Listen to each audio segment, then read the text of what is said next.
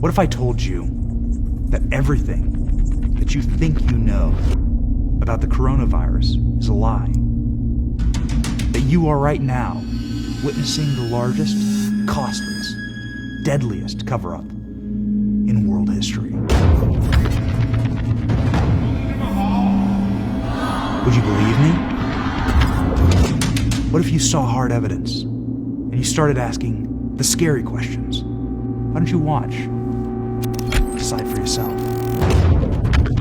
My fellow Americans, tonight I want to speak with you about our nation's unprecedented response to the coronavirus outbreak. The Chinese coronavirus pandemic will be recorded as one of the most consequential global events in world history. How the hell did this happen? Who's responsible? What you're about to hear is a true story, backed by scientific evidence and hard facts. There are those who witnessed what happened. People died to tell you this story. Listen to them, because otherwise, it is going to happen again.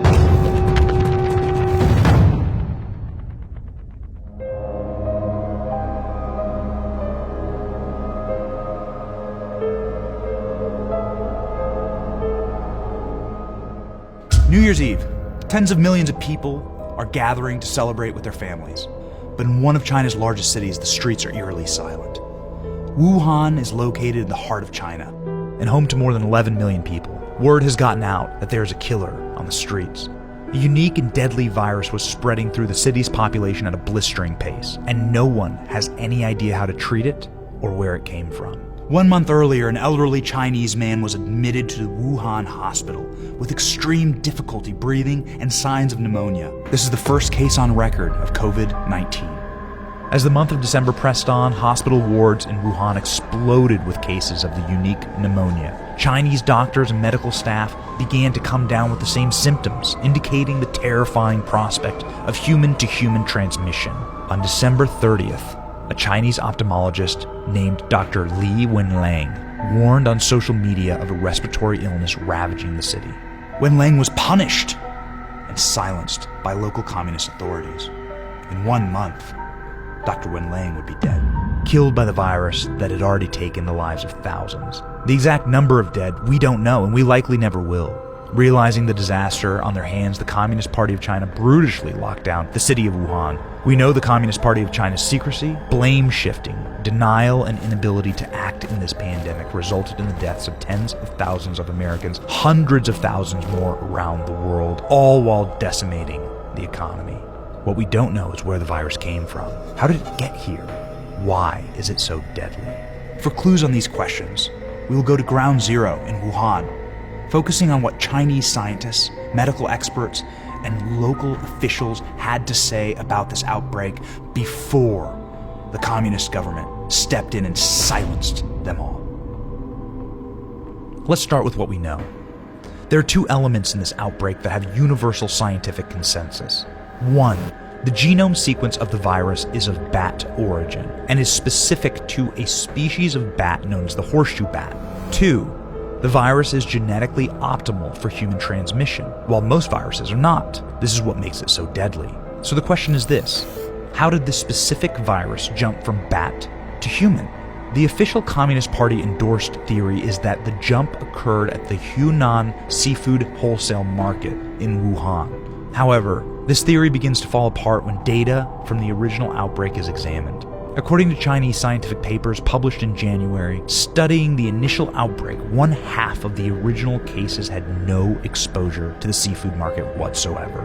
The alleged patient zero in December had no history with the seafood market at all. Furthermore, investigators and researchers found no evidence of the intermediate horseshoe bat, or any bats for that matter, being sold at the market.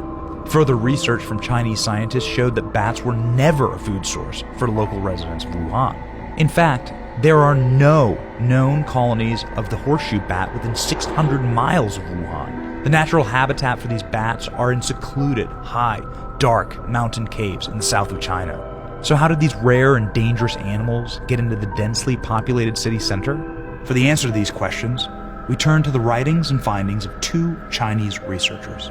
Researchers Zhao Botao from South China University of Technology and Lei Zhao from Wuhan University of Science and Technology set out to establish the most likely source of the virus. Their research thesis is entitled The Possible Origins of the 2019 Coronavirus. The respected Chinese scientists immediately rule out the Wuhan seafood market as the source of the virus and began a search for an alternative location where we have proof of horseshoe bats and humans interacting.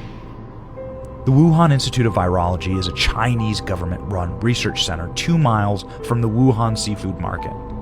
This institute is famous for its research on bat coronaviruses and was actively researching new coronaviruses, specifically in horseshoe bats at the time of the outbreak. Leading up this research was Shi Zhenli, a woman who has earned the nickname Batwoman for her 17 years of researching coronaviruses in bats. Make no mistake, Zhenli is the world's foremost expert in researching bat coronaviruses and their transmission to humans.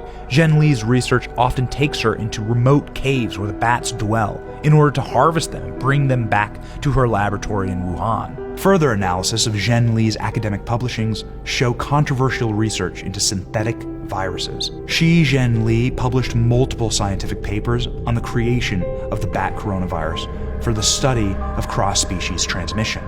A year before the outbreak, in 2018, she gave a speech on bat coronaviruses and their cross-species infection ability. So why is Zhenli's research important? COVID-19 is particularly deadly due to its unique molecular capacity to enter human cells and destroy them. You have likely seen this photo of the coronavirus. This specific part of the virus is called an S protein.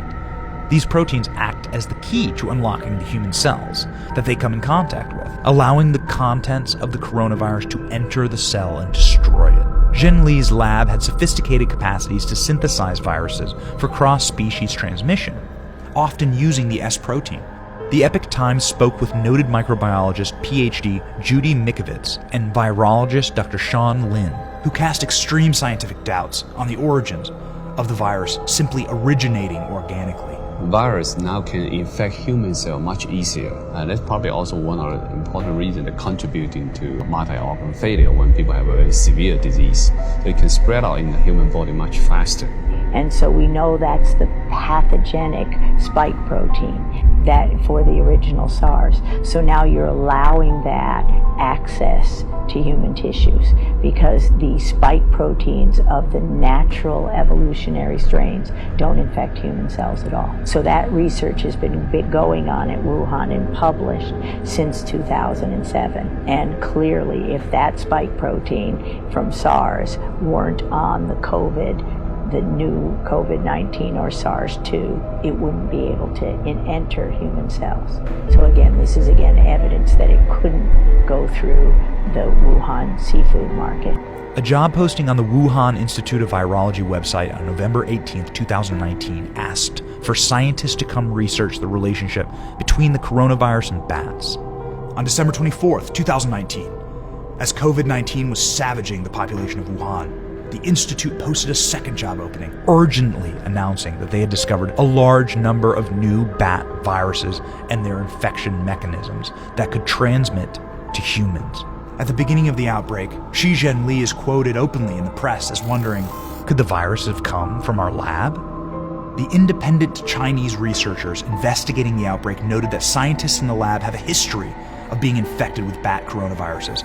Scientists in the lab have reported getting attacked by the bats and splattered with bat blood and bat urine. The Wuhan lab had such a known security problem that the US Embassy in Beijing took some extraordinary actions to warn them about it. In January 2018, the embassy sent 2 US science diplomats to the Wuhan Virology Institute. Sloppiness, carelessness, lack of safety, or management of the lab so shocked the American scientists that they urgently wrote a series of diplomatic cables back to America warning of the potential of an imminent outbreak. The cable reads, most importantly, the researchers showed that various SARS-like coronaviruses can interact with the human receptor identified for SARS coronavirus. The findings strongly suggest that SARS-like coronaviruses from bats can be transmitted to humans to cause SARS-like diseases. The person the US scientific diplomats were the most worried about? Researcher Shi Zhenli.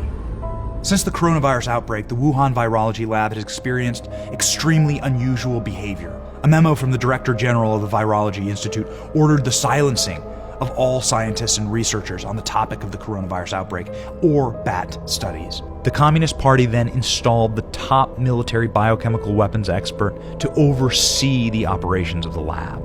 More disturbing still, since the outbreak, researchers on the bat coronavirus team have gone missing.